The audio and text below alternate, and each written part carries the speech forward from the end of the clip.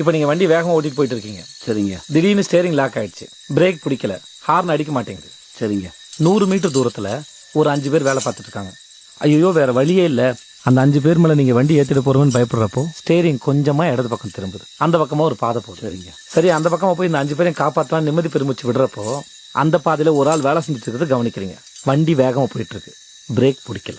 ஒரு பக்கம் 5 பேர் வேலை செஞ்சுட்டு இருக்காங்க, இன்னொரு பக்கம் ஒரு ஆள் வேலை செஞ்சுட்டு இருக்காரு. வண்டியை நிறுத்த முடியல. நீங்க என்ன பண்ணுவீங்க? யோ, என்னையா கேள்வி இது?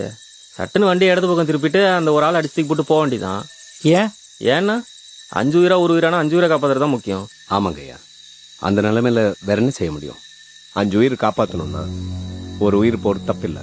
அப்போ ஒரு வீடு நல்லா இருக்கணும்னா ஒரு ஆளை பலி கொடுக்கலாம், ஒரு தெரு நல்லா இருக்கணும்னா ஒரு வீட்டை பலி கொடுக்கலாம், ஒரு ஊர் நல்லா இருக்கணும்னா ஒரு தெருவை பலி கொடுக்கலாம், ஒரு நாடு நல்லா இருக்கணும்னா ஒரு ஊரையே பலி கொடுக்கலாம்.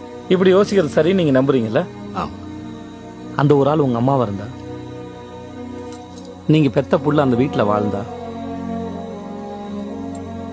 உங்க 6 உயிர் காதலி அந்த தெருவுல இருந்தா, ஒருத்தரோட வாழ்க்கை முறைய, வாழ்வாதாரத்தை, வாழ்விடத்தை பெருவாரியான மக்களோட வளர்ச்சிக்காக அழிக்கிறது எவ்வளவு பெரிய கிரைம் இல்ல?